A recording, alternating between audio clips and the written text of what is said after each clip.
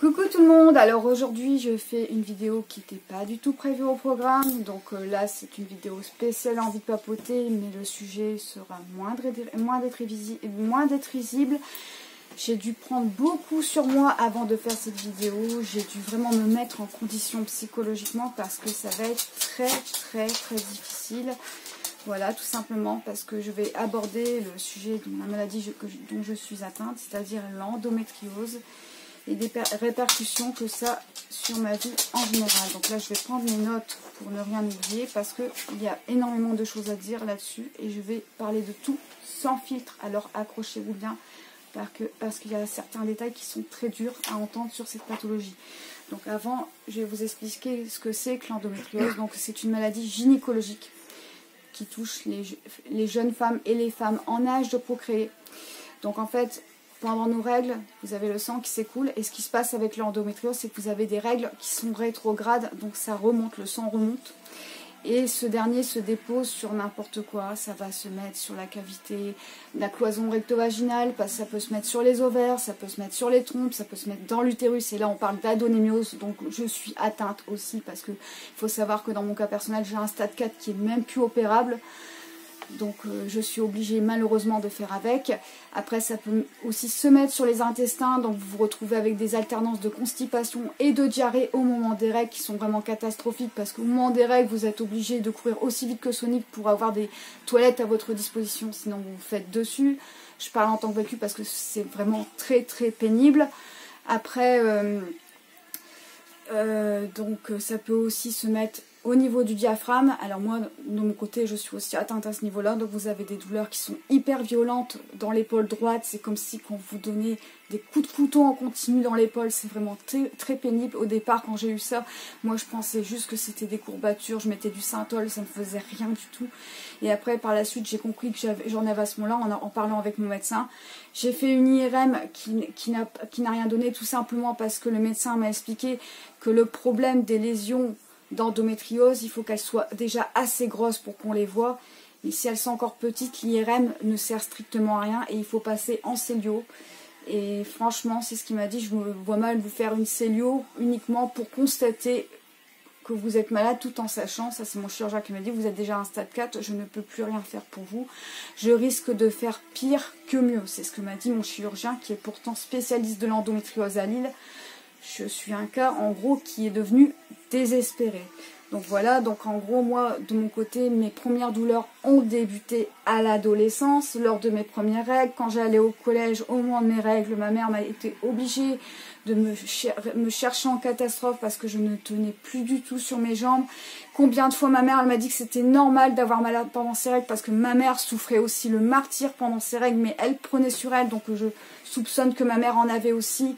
Mais à l'époque, on n'en parlait pas, c'était normal qu'une femme avait mal pendant ses règles. Et il faut savoir que ma maman, qui est défunte parce qu'elle est décédée d'un cancer du pancréas en 2010, à l'âge de 53 ans, il faut savoir qu'elle a fait 3-4 fausses couches avant de m'avoir. Et que pour nous trois, parce que je suis l'aînée de 3 enfants, elle a dû avoir des cerclages pour éviter que ça finisse en fausse couche. Donc je pense qu'en fait, la cause de ces fausses couches, c'était bien l'endométriose, et sans ces cerclages, elle n'aurait jamais eu d'enfant, ma mère. Voilà. Donc, alors, il faut savoir qu'il faut 7 ans en moyenne pour diagnostiquer cette maladie. Alors, pour ma part, il faut savoir que au début, quand j'ai eu mes premières règles, par la suite, j'ai découvert les joies de l'acné, mais moi, c'était vraiment un acné très sévère. J'avais des kystes et tout dans le visage, j'étais vraiment arrangée. En plus de ça, j'étais en surpoids avec un appareil dentaire, donc je vous laisse imaginer la catastrophe au niveau harcèlement scolaire que j'ai subi au collège à cause de mon apparence. Donc vu que j'étais complexée, mon médecin traitant de l'époque avec ma mère m'ont prescrit une pilule pour l'acné. Il s'agissait de la Diane 35. À partir du moment où j'ai pris cette pilule, tout s'est arrêté. Voilà. Donc quelques années plus tard, j'ai voulu tomber enceinte. J'ai mis 2 ans pour tomber enceinte. J'ai eu besoin d'hormones pour enclencher des ovulations successives et faire venir mes règles. Donc j'avais du Clomid et du Dufaston pour celles qui connaissent, qui sont déjà passées par là. Et j'ai su par la suite que c'est des traitements qui favorisent l'endométriose, mais ça je l'ai su par la suite. Je suis tombée enceinte grâce à ce traitement, mais au bout de 2 ans de mon fils aîné Étincelle des Enfers, qui est juste à côté de moi. Normalement, je devais accoucher pour le 11 novembre. Il est arrivé le 20 octobre, tout en sachant que 3 semaines encore avant, j'étais déjà en menace d'accouchement prématuré. Et il est né, il faisait que 2,4 kg. Si j'aurais accouché encore avant, ça aurait été une catastrophe. Donc, juste après mon accouchement, pour vous dire, j'ai repris la pilule, tout, donc rien à signaler jusque-là. Pour mon deuxième, mon fils cadet, Luigi Solo, Louis, j'ai accouché à 7 mois de grossesse. Donc là, c'est une parenthèse, mon petit a fait 1 mois et demi de couveuse. Donc c'était déjà très éprouvant psychologiquement. Et c'est cette année que ma mère est décédée. Elle est partie quand j'étais enceinte de 3 mois de grossesse. Donc il y a aussi un autre facteur qui fait que j'ai peut-être accouché prématurément. Je pense que ça a dû jouer. Mais l'endométriose, pour moi, ça a joué parce que mon utérus en avait marre. À 7 mois, j'ai accouché. Et 3 semaines encore avant, j'étais déjà dans le service d'accouchement prématuré à Saint-Saulve. Alors je ne sais pas si je dois citer, dans le nord de la France. Voilà. Après, j'ai repris la pilule. Ensuite, pour ma petite dernière, Mathilde, que vous avez déjà vu, qui joue à Street Fighter contre moi, qui a un excellent niveau. Alors là, c'était aussi le pompon. En fait, j'étais déjà en menace d'accouchement prématuré à 6 mois à cause d'une simple gastro-entérite qui a ouvert mon col. Et puis bon, l'endométriose était certainement déjà là. J'ai quand même réussi à aller à terme tout simplement parce qu'on m'a donné des suppos de salbutamol pour arrêter les contractions de mon utérus. Et j'ai su par la suite que c'était un produit dopant qu'on donne aux cyclistes. Donc on me disait de me reposer, mais je me retrouvais à faire du repassage à 3h30 du mat. Étincelle des Enfers s'en souvient encore. Hein, je prenais mon linge, je faisais du repassage, j'arrivais pas à dormir, j'étais complètement shootée avec le produit, je pouvais plus dormir, je n'arrêtais pas. J'étais une vraie pile électrique. Bref, j'arrive à accoucher à terme, mais à la différence de mes 2 garçons, ce qui s'est passé, c'est que je n'ai pas repris la pilule. Donc, même pas 1 an après, donc en janvier 2014, j'ai recommencé à avoir les douleurs que j'avais à l'adolescence. Je ne savais pas que j'avais de l'endométriose, donc je ne savais pas ce que c'était.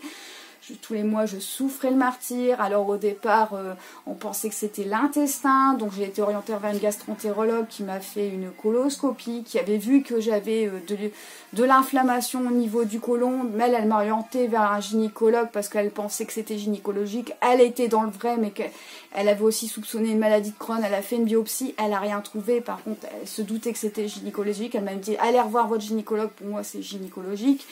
Je suis allée voir ma gynécologue de l'époque qui a regardé les imageries, qui a dit bon, moi je vois rien. Elle n'était pas très calée sur l'endométriose parce qu'elle avait un certain âge, elle était déjà en retraite, elle exerçait encore parce qu'elle avait besoin de sous, en gros. Voilà, je ne vais pas rentrer dans les détails, mais c'est sans commentaire. Donc elle me disait que mes douleurs étaient simplement dues au stress et que c'était dans ma tête et qu'il fallait que je me bouge, que je fasse du sport au lieu de me plaindre et de me trouver des mots qui n'existent pas. Donc je vous dis pas quand vous avez des douleurs vraiment très invalidantes que vous dites ça, vous croyez réellement que vous devenez fou. Alors j'ai erré comme ça pendant 4 ans. J'ai eu de la chance parce qu'il y a des femmes où ça dure beaucoup plus longtemps. J'ai été diagnostiquée officiellement à Lille, hein, parce que je suis suivie à Jeanne de Flandre, hein, grâce à une réunion que le professeur Collinet a eue avec ses confrères gynéco, radiologues et tout, en voyant toutes mes imageries. Donc ils ont trouvé une endométriose bien carabinée et de l'adénomiose modérée. Voilà pour mon histoire. Donc voilà, à savoir qu'aujourd'hui, je suis devenue complètement inopérable parce que l'endométriose a tout colonisé chez moi. J'ai mon utérus qui est complètement bouffé par l'adénomiose. Après, la chance que je me dis, mon professeur Collinet est vraiment quelqu'un de très gentil, de très humain. Il dit, vous avez eu la chance de faire vos enfants tant qu'il était encore temps. Parce que si vous aurez voulu tomber enceinte comme certaines de mes patientes, aujourd'hui, vous aurez dû avoir recours à l'adoption ou au traitement hormonal qui sont très pénibles pour avoir des enfants et votre endométriose aura encore plus décuplé. J'ai de la chance d'avoir un spécialiste qui est vraiment génial, il est honnête, il est intègre, il a dit qu'il ne peut plus rien faire pour moi, mais il me soutient quand même pas mal. Voilà, donc ça pour moi c'est déjà très bien. Par contre, je devrais subir une ablation totale de l'appareil gynécologique lors de la ménopause, parce que malheureusement je suis aussi porteuse d'un gène qui fait que je risque de développer des cancers gynécologiques au moment de la ménopause, donc ovariens, l'utérus et compagnie. Et j'ai aussi un risque accru de cancer du sein. Ça, je le sais, il me l'a dit. Je suis porteuse du fameux gène, je ne sais plus comment ça s'appelle, le gène bras, aidez-moi, bras C, un truc comme ça. Bah, j'en suis porteuse malheureusement, donc voilà, après la ménopause, j'aurai peut-être plus d'endométriose, mais je vais devoir me farcir les douleurs cicatricielles de cette opération qui est très lourde, et c'est des douleurs cicatricielles qui vont rester malheureusement, parce que c'est pas anodin. Certainement un prolapsus, c'est pas obligé, mais ce qui va se passer, vu qu'il n'y aura plus l'appareil gynéco en place, c'est l'intestin qui va prendre la place de l'appareil gynéco, et ça va appuyer sur la vessie, et si malheureusement mon périnée en prend un coup pendant l'opération, eh ben, tout va dégringoler. Donc mon calvaire ne sera pas fini. Et il y aura aussi forcément l'impact psychologique qui sera pas mineur, parce que c'est quand même une opération qui va foutre en l'air toute ma féminité. C'est comme une femme qui a un cancer du sein, on lui enlève un sein. Ok, c'est visible. Mais moi je sais qu'à l'intérieur je ne serai plus une femme. Et psychologiquement, je vous avoue, je me prépare déjà parce que je sais ce que ça va faire. Voilà. Bon, assez pour la parenthèse. Alors au niveau des symptômes, alors là, surtout, accrochez-vous. Alors, il faut savoir que mes douleurs sont vraiment insupportables au moment de mes règles et des ovulations. Je suis quasiment à 9 sur 10 au niveau de l'échelle de la douleur quand je suis dans ces périodes-là. Je suis à un stade où je suis en boule sur mon lit. Je ne suis plus apte à m'occuper de mes enfants. Je suis une loque. Je ne peux plus rien faire du tout. Et je suis obligée de prendre de l'oxynormoro. Le tramadol ne fait plus rien. C'est déjà un opiacé qui est déjà de palier 2 qui est déjà assez fort. Je suis obligée d'avoir recours à de l'oxynormoro. C'est mon médecin traitant qui m'a donné ça parce qu'il connaît l'ampleur de ma maladie chez moi. Il ne le donne pas à tout le monde parce qu'il connaît mon dossier, il sait comment je suis. C'est un traitement qu'on donne aux malades du cancer qui sont vraiment à la fin, qui ont des douleurs qui sont vraiment intenables. C'est un traitement qui est fait pour ça, logique, mais moi je l'ai parce que mes douleurs sont vraiment insupportables. Et pour anecdote, il faut savoir que la chirurgie de l'endométriose est exactement la même que celle du cancer, parce que c'est une maladie qui se propage de cycle en cycle, comme un cancer. Donc plus vous avez vos règles, plus la maladie se propage. Sauf qu'à la différence d'un cancer, on n'en meurt pas. Mais franchement, je l'ai encore dit ce matin sur Facebook, ça va peut-être en choquer plus d'un, mais je préfère avoir un cancer. Pourquoi ? Ma mère, elle a eu un cancer du pancréas, elle a souffert que 9 mois. Ça choque hein, quand je dis ça, ça choque, j'en suis consciente. Mais moi, je vais souffrir une grosse partie de ma vie. Après les douleurs, vous avez aussi, ça c'est dû à mon adenomiose, j'ai des règles très hémorragiques. Je me vide quasiment de tout mon sang. À chaque fois que je me couche la nuit, bah, j'ai mes draps qui sont tachés, mon pyjama qui est taché. Je suis obligée de superposer 2 serviettes hygiéniques parce que je saigne aussi par derrière. Parce que j'ai des lésions au niveau de la cloison recto-vaginale et j'ai des adhérences. Et je dois en avoir au niveau du rectum, je sais pas. Mais je saigne au niveau du rectum pendant mes règles aussi. Donc des deux côtés. Donc je vous imaginez la galère. Mon mari m'a même préconisé de mettre des couches pour adultes. Mais ça, je refuse encore de passer ce cap. Tout ça parce que je trouve ça dégradant et j'associe ça à la vieillesse. Ce serait peut-être plus pratique, certes, mais je ne le supporterais pas psychologiquement. Parce que déjà, moralement, je me sens complètement diminuée dans ma féminité. Et ça va venir à la deuxième partie. On va parler des rapports sexuels. Accrochez-vous. Je n'ai plus de rapport sexuel avec mon mari depuis des années. Et quand on en a, pour moi, c'est pas une partie de plaisir. Pourquoi ? Parce qu'au moment de la pénétration, la seule chose que je ressens, ça c'est dû à mes adhérences. Et dû à mon adénomiose, ben, la seule chose que j'ai, ben, j'ai des gaz, j'ai envie de péter, et quelquefois je pète, hein, j'ai pas honte à le dire. Hein. Et j'ai aussi envie de faire caca. Alors si c'est la grosse commission, ben, je vous laisse imaginer, hein. C'est super, je suis obligée d'arrêter. Et il y a aussi, quand mon mari tape un petit peu trop dans le fond, quand il y a un petit peu trop bourrin, qu'est-ce qui se passe? Je suis obligée de serrer les dents parce que j'ai de l'endométriose au niveau du col de l'utérus. Donc c'est juste de la torture, c'est digne d'une torture moyenâgeuse pour moi. Donc voilà, les rapports sexuels, là je suis en train de faire une croix dessus, parce que pour moi c'est juste, voilà, je prends plus de plaisir clairement. Parce que, en fait, les gènes que j'ai au niveau intestinal, en fait, masquent complètement le plaisir. Je sais pas si vous voyez ce que je veux dire, parce qu'en fait j'ai des adhérences au niveau de la cloison recto-vaginale et entre le rectum. Donc en fait, ça fait que la cloison recto-vaginale et le rectum sont collés. Donc en fait, quand tout se contracte, bah, le rectum, qu'est-ce qu'il fait? Il se contracte aussi. Et j'ai aussi l'adonémiose. Donc l'utérus, quand il se contracte, bah, ça provoque des douleurs. Donc j'ai aussi des douleurs dans le bas-ventre. Donc voilà, je suis même allée voir il y a 2 ans une sexologue à Lille, le docteur Martin. J'avais l'impression, bon elle était très bien, mais le truc c'est que voilà, pour moi elle n'a pas d'endométriose, pour moi elle est peut-être très gentille, tout ce que vous voulez, elle a même essayé de me recontacter, j'ai refusé, mais c'était un petit peu un dialogue de source, qu'elle me proposait des alternatives, mais elle comprenait pas que c'est que j'ai plus de plaisir, c'est que j'ai tellement d'atteinte que j'arrive plus à ressentir de plaisir. Voilà, donc là, il y a encore 2 jours de ça, j'ai même dit à mon mari, si tu veux, tu peux aller voir ailleurs. Je lui ai dit, il n'y a pas de souci. Ça, normalement, je ne devrais pas le dire, mais je le dis, parce que bon, parce que moi, ce qu'il y a, c'est que je culpabilise, parce que je me dis qu'à cause de moi, l'homme de ma vie passe à cause de sa vie sexuelle. Je m'en veux énormément, en plus de me sentir diminuée et impuissante à ce niveau-là. Je m'en veux aussi pour mon mari, mais il m'a encore rassurée, il m'a dit qu'il n'était pas porté là-dessus, et que c'était pas ça qui faisait la force de notre couple. C'est ce qui m'a fait comprendre. Il parle pas beaucoup, mais il me l'a fait comprendre. Donc voilà, après, au niveau symptômes, je vous ai énoncé les douleurs que j'avais au niveau de l'épaule, l'alternance, constipation, diarrhée, et il faut savoir, aussi, bah ça ce sera dans la partie traitement normalement que je devrais en parler, je prends des opioïdes tous les jours, bon, c'est plus le tramadol que je prends tous les jours, et ça va être une autre histoire, quand je vais devoir arrêter la ménopause, je serai déjà dépendante, donc ce sera trop tard, ça va être déjà difficile. Il faut savoir que les opioïdes constipent. Alors je vous laisse imaginer le calvaire avec l'endo. Je suis obligée de me bourrer de laxatif par moment parce que je n'arrive pas du tout à aller à la selle. Et si je prends pas de laxatif, c'est bonjour l'occlusion intestinale. Donc voilà. Et après, et aussi, heureusement que les règles quelque part arrivent parce que je vais à la diarrhée à ce moment-là. Mais j'ai des douleurs qui sont juste insupportables. Voilà. Alors, les répercussions sur ma vie en général, c'est simple. Par exemple, je suis obligée de planifier ma vie en fonction de ma maladie. Et ça, je ne le supporte vraiment pas. Je ne l'accepte toujours pas. Je ne vais pas vous mentir. Je me suis encore engueulée récemment avec mon mari parce que c'est ce qu'il me reproche, c'est que je n'accepte pas la maladie. Il dit de planifier ma vie en fonction de mes cycles. Mais pour moi, j'ai du mal parce que moi, je suis quelqu'un qui aime profiter de la vie quand je suis bien. J'en profite à fond.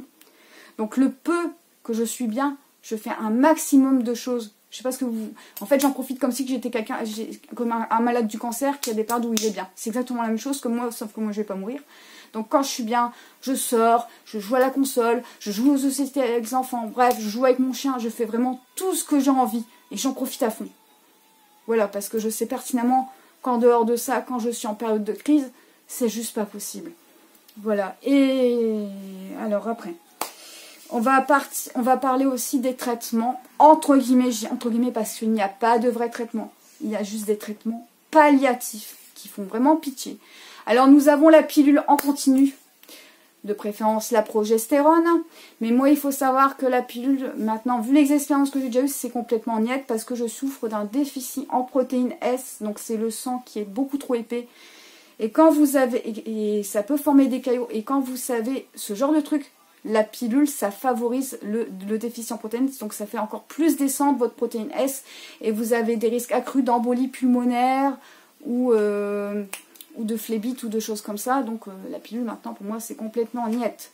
Je peux plus la prendre, c'est fini. Vu ce qui s'est passé la dernière fois, ça a failli mal se finir, et je soupçonne ça, je pense que je tiens mon papa, parce que mon père a déjà fait un infarctus qui a failli lui coûter la vie à l'âge de 48 ans. En 2003, j'allais encore au lycée. Et aujourd'hui, il a un stent et il a la moitié de son cœur qui est nécrosé.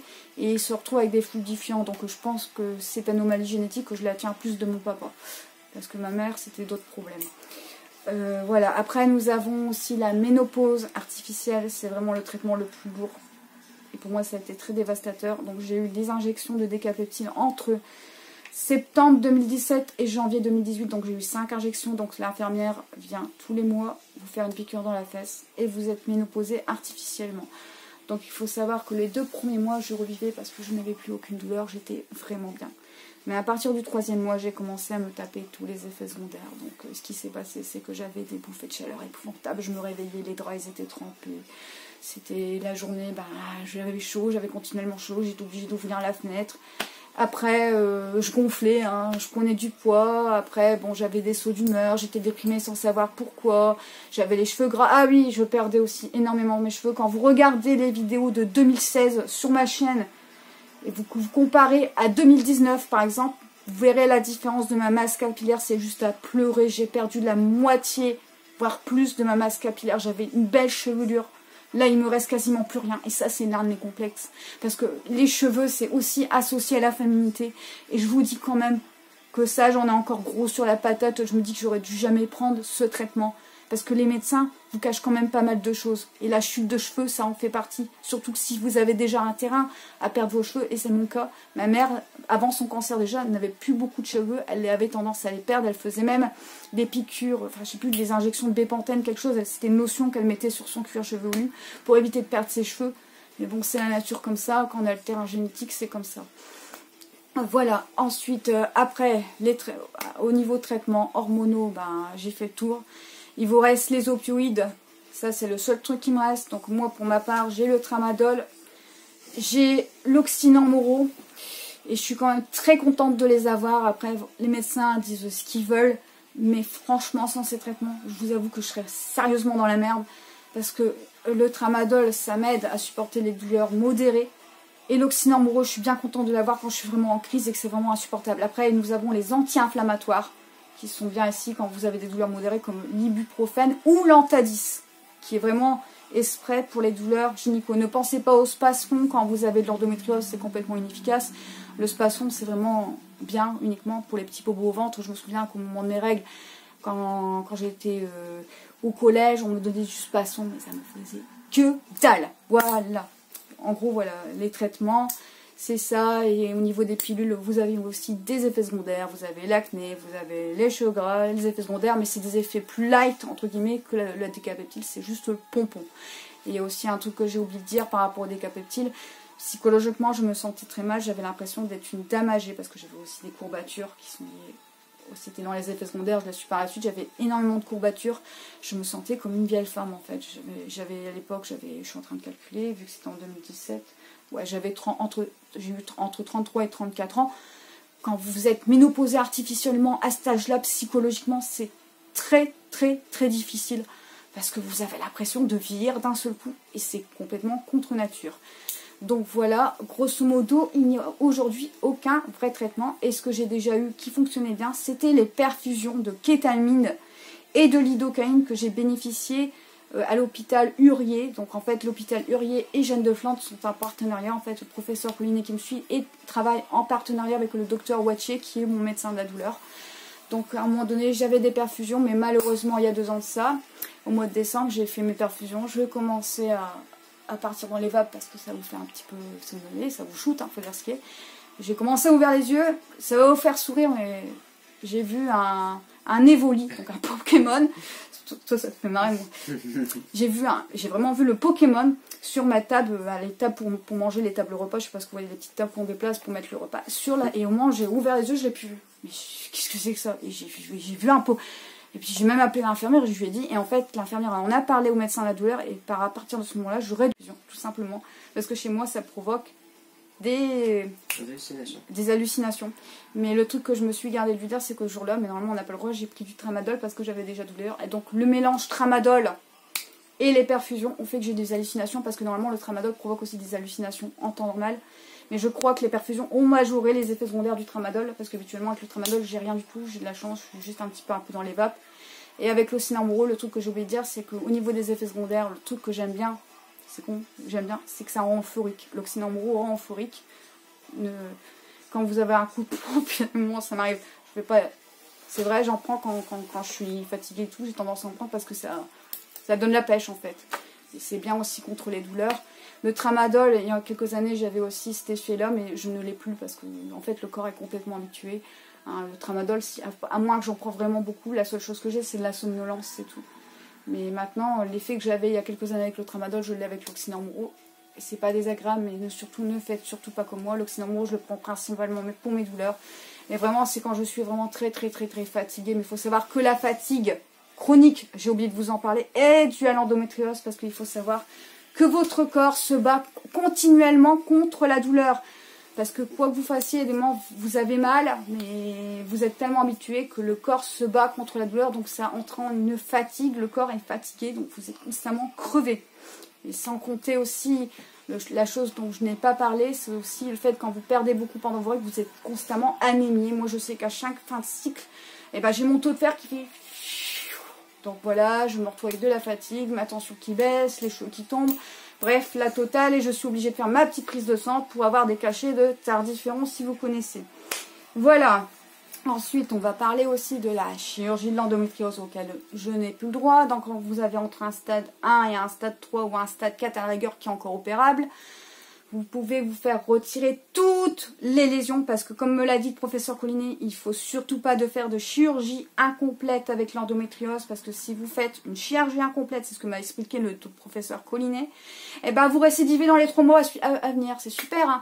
Et il faut savoir que tant que les ovaires sont là, eh ben l'endométriose sera toujours là parce que ce sont les ovaires et non l'utérus qui font l'endométriose parce que c'est les ovaires qui font les hormones. L'utérus, lui, ce qu'il fait, c'est qu'il se désagrège, enfin, la muqueuse de l'utérus se désagrège uniquement au moment des règles.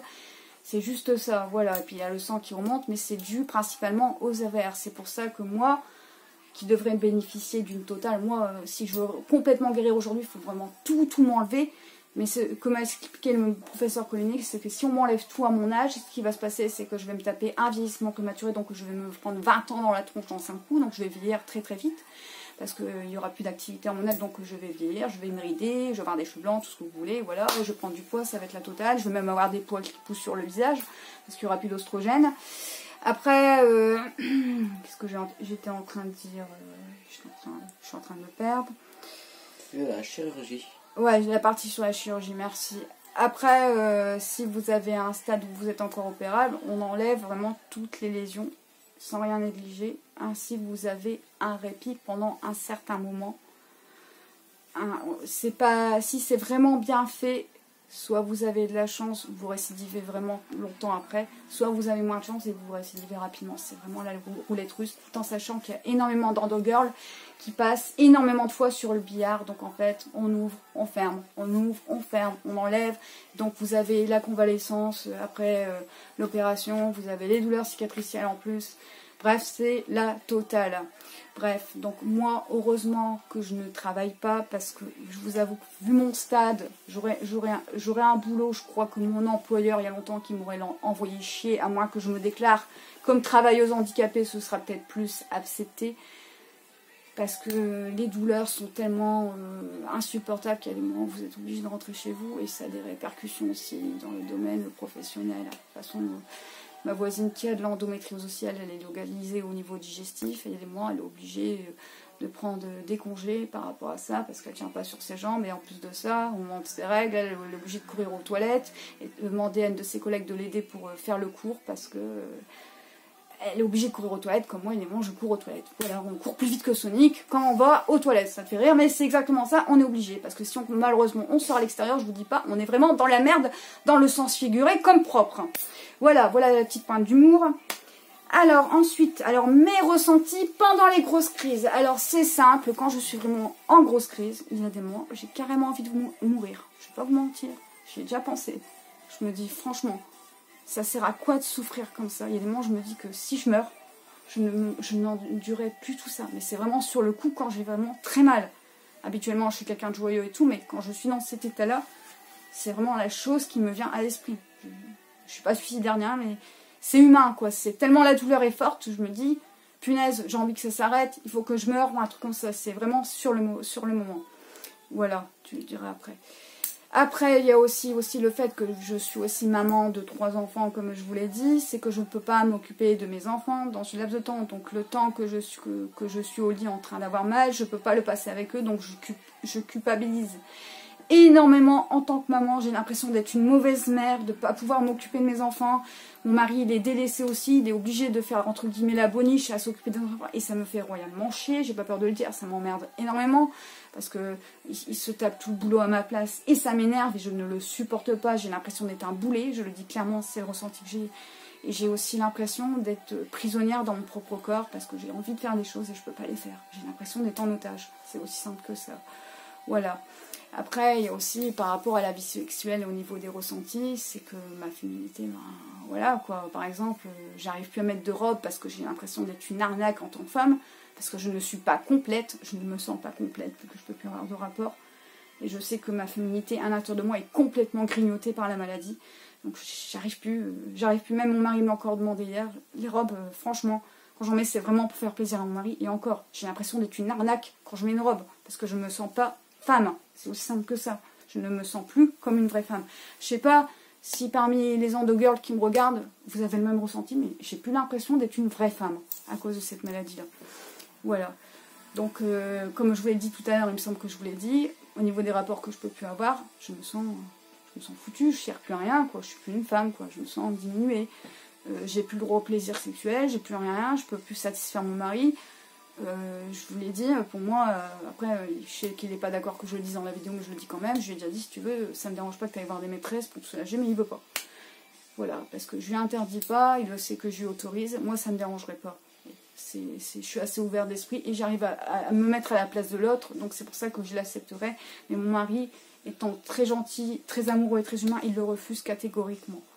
Donc voilà, au niveau de mes ressentis, j'ai fait le tour. Alors le transit intestinal, je vous en ai un peu parlé. Alors qu'est-ce qui se passe? Alors en dehors de mes règles, à cause aussi de l'endométriose, mais aussi à cause des opioïdes, donc j'ai deux facteurs qui font que je suis constipée. J'ai aussi un dolicho au côlon qu'on a vu aussi à ma première coloscopie pour voir ce que j'avais.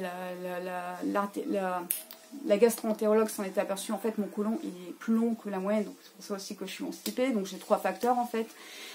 J'ai une constipation très carabinée, même je peux manger des fibres, tout ce que vous voulez, ça ne marche pas sur moi, je suis obligée de prendre des laxatifs et compagnie, et quand je pose pour aller à la selle, c'est le carnage, soit j'ai des hémorroïdes qui pètent, soit je me tape des fissures anales, donc c'est très glamour, mais c'est comme ça, voilà, donc c'est bien aussi mon transit. Et au moment de mes règles, bah, c'est la descente, c'est la dégringolade, je me vide, je dois avoir des toilettes à côté, c'est pour ça que je sors très peu pendant mes règles, parce que si j'ai pas de toilettes à côté de moi, c'est la catastrophe.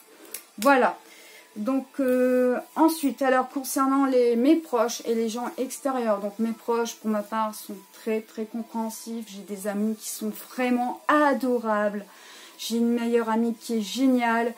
Bref, je suis très bien entourée, j'ai de la chance parce qu'il y a d'autres undergirls qui ne sont pas aussi bien entourés que moi, ça je le sais, et qui sont avec des proches ou des amis qui ne comprennent pas autant la maladie, qui ont tendance à la juger. Alors les gens extérieurs, il faut savoir que les gens qui me connaissent moins bien, qui me voient sur Facebook, j'ai déjà eu affaire à des jugements qui sont pas très drôles, ouais, du genre ouais t'exagères, t'as pas aussi mal que ça, tu devrais te bouger un petit peu, après t'as eu de la chance, ah ouais celle-là, je vais devoir couper, c'est super.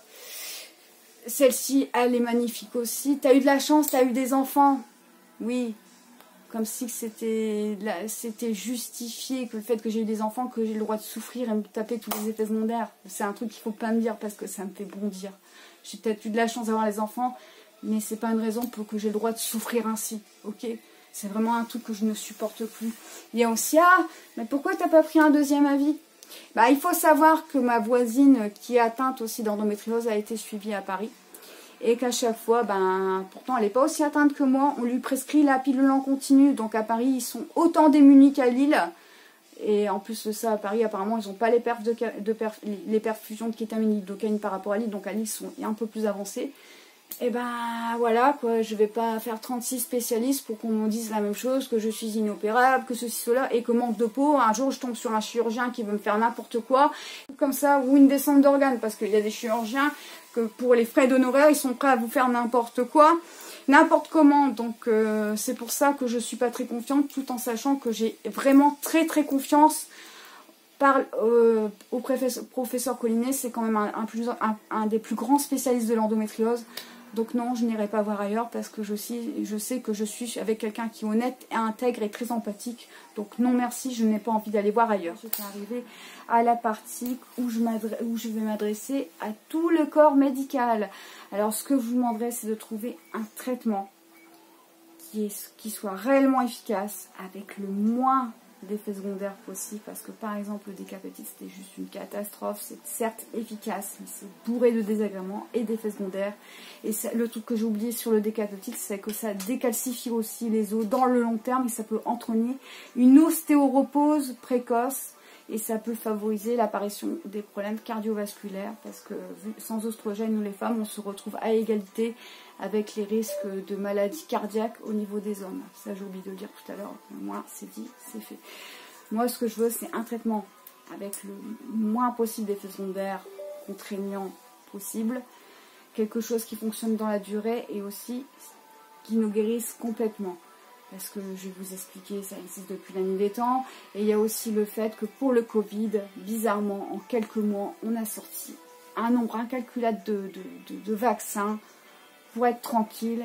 Et là, moi, ce que je comprends pas, c'est que l'endométriose qui existe depuis la nuit des temps, il n'y a rien. Il y a juste du palliatif. À croire que tout ce qui touche la femme, ce n'est pas si grave que ça. Donc, surtout, faites vraiment le maximum pour trouver vraiment un traitement qui nous guérit toutes. Et qui évite les chirurgies qui sont très mutilantes et qui laissent des séquelles parfois irréversibles. Je fais allusion par exemple à celles qui sont atteintes au niveau digestif, qui se retrouvent par exemple avec une poche, soit momentanée ou soit malheureusement à vie. Donc c'est vraiment pas rigolo du tout. Pour éviter les chirurgies qui sont vraiment très mutilantes, trouver un traitement, je sais pas, un vaccin, tout ce que vous voulez, qui nous guérisse. Ce serait vraiment très cool et vous rendrez vraiment service à des millions de femmes dans le monde. Voilà. Voilà pour le petit message au corps médical. Je veux tout simplement qu'on arrête de banaliser cette maladie. C'est loin d'être un rhume. C'est comme un cancer, sauf qu'on n'en meurt pas. C'est exactement le même fonctionnement qu'un cancer, sauf qu'il n'y a pas la mort au bout de à la fin de cette dernière. Voilà. Ensuite, la dernière partie s'adresse à vous, les abonnés. Alors, est-ce que vous, personnellement, est-ce que vous êtes touché par l'endométriose si vous êtes une femme? Si oui, quelle est votre histoire avec la maladie? Quels sont vos ressentis? Et après, je m'adresse à tout le monde en général. Êtes-vous touché par une maladie handicapante qui vous provoque des douleurs chroniques, qui vous fait subir d'autres désagréments, qui n'est pas forcément physique, ça peut être très bien de la dépression ou autre chose, mais une maladie qui est invisible, vous êtes obligé de vous battre pour vous faire comprendre que vous n'êtes pas bien, et surtout que vous allez souffrir entre guillemets pendant très longtemps, parce que il y a des gens qui vont plus tendance à vouloir plaindre quelqu'un qui a un cancer parce qu'il se dit merde, il va mourir, ça se voit, il n'y a plus de cheveux et compagnie, ou un grand brûlé parce que ça se voit qu'il souffre, qu'une personne comme moi ou d'autres qui ont une maladie invisible. Alors quand on souffre physiquement sur notre corps, ça ne se voit pas, sauf qu'on se tord de douleur et tout, mais je veux dire, on n'a pas, on a toujours nos cheveux, et on n'a pas de lésions qui apparaissent sur le corps, donc pour vous, ça se voit pas, mais c'est quand on souffre quand même, c'est ce que je veux dire. Voilà,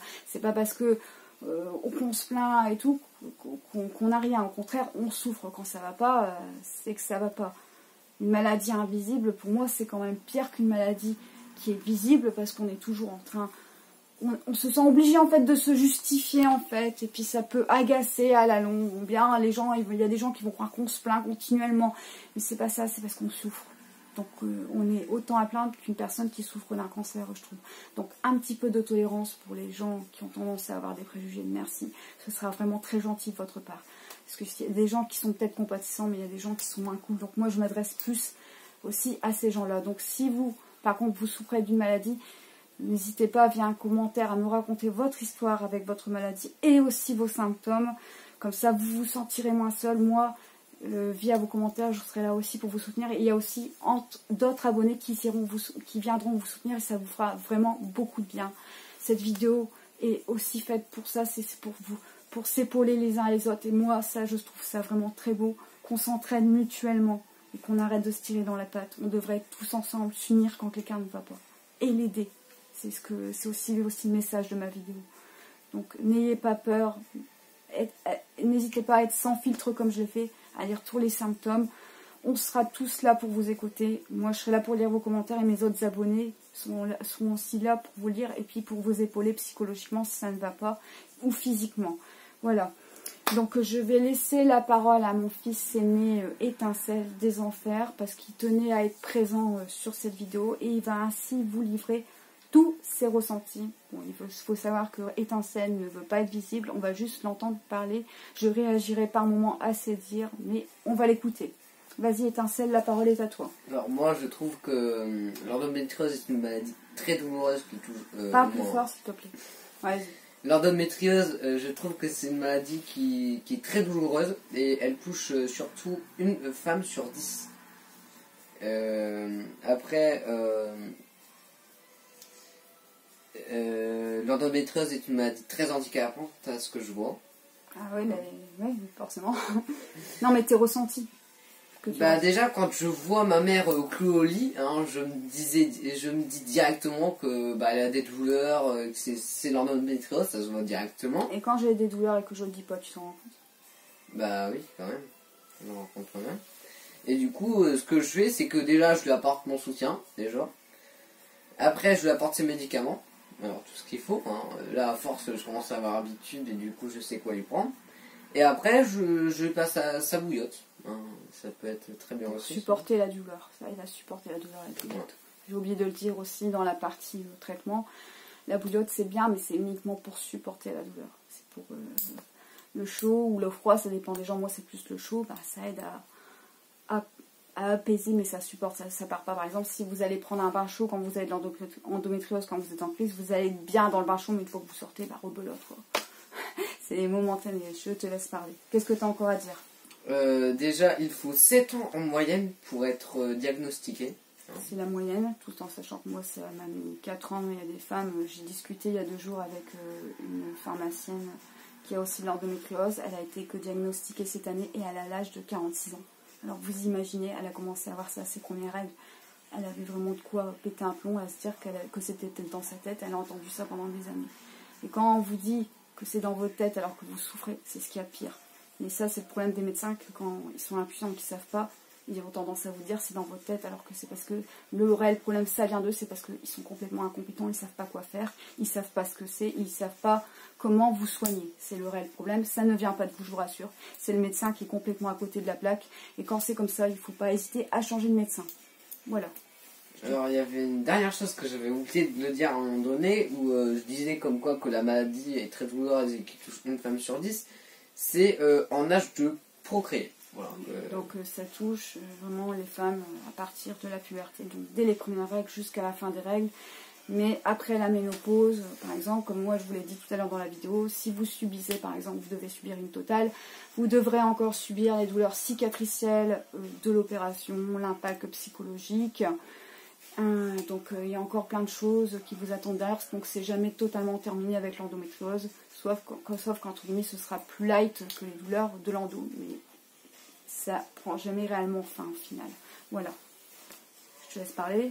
Qu'est-ce que tu as encore à dire? Mais après, bon, ça je l'avais pas prévu, mais vu que moi je suis comme son fils aîné, voilà, adolescent, etc., voilà, je lui apporte ses médicaments, je commençais à m'habituer, etc.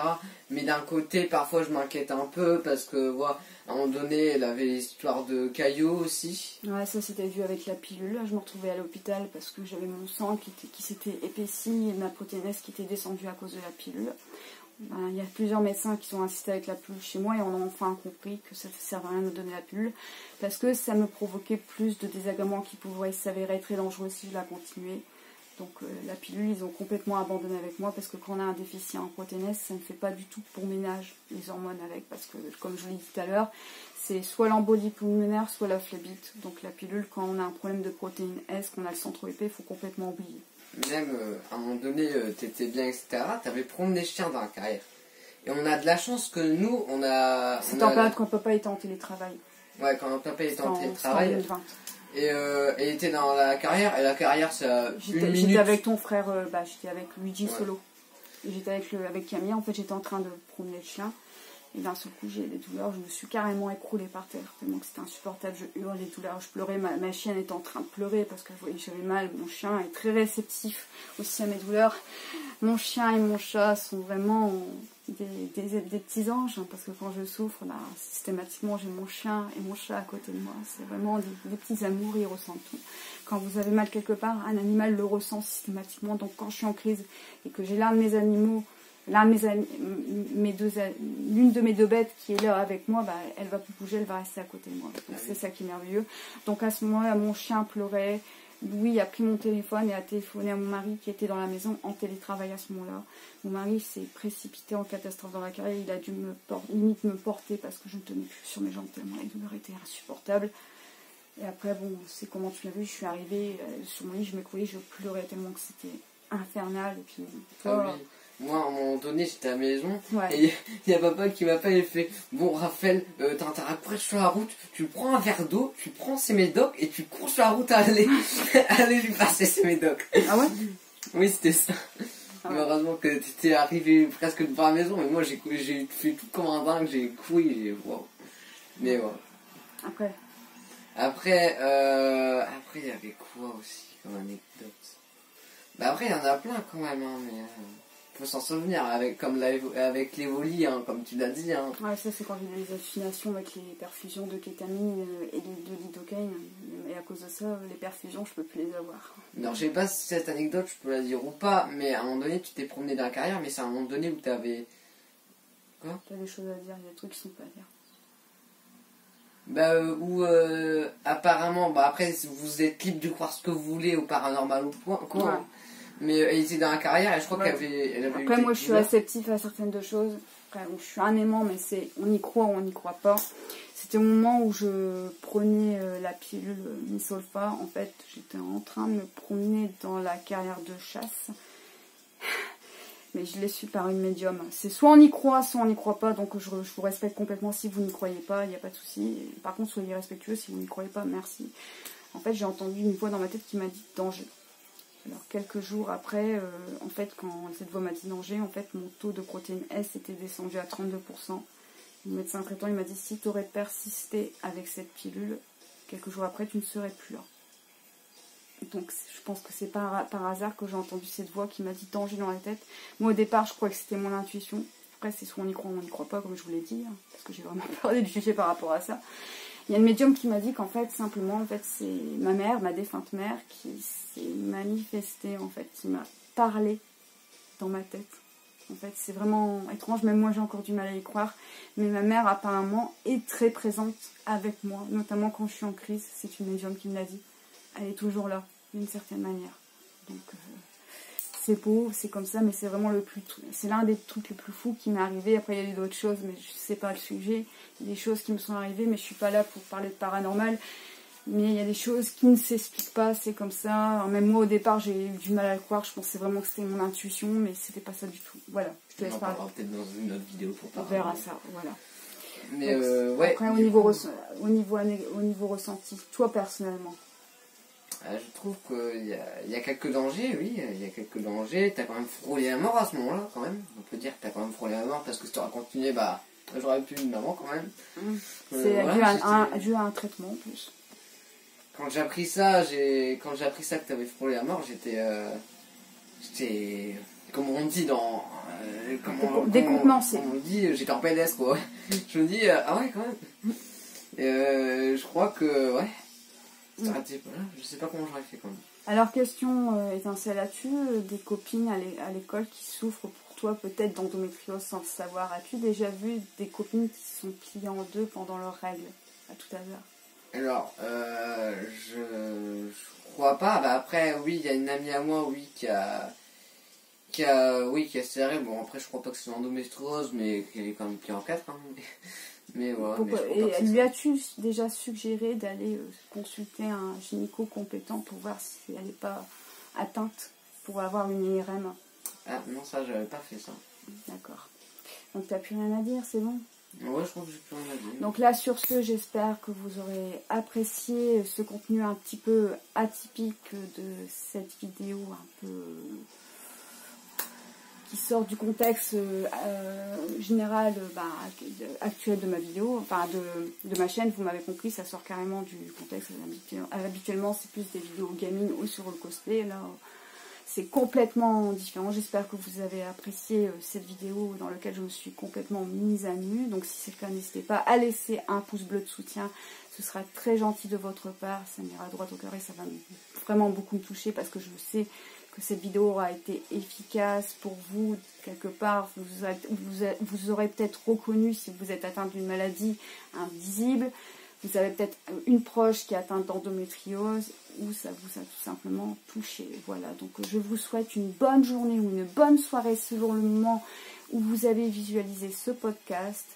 Si vous avez des suggestions ou des remarques à me faire concernant cette vidéo, n'hésitez surtout pas à m'en faire part via un commentaire. Je serai ravie de vous lire, de vous répondre, de prendre vos conseils en considération. Et je vous dis à bientôt parce que là, je vais attaquer mon long play sur Super Mario Bros 2. Donc c'est déjà un petit peu plus gai. Voilà. À bientôt. À bientôt. Bye bye.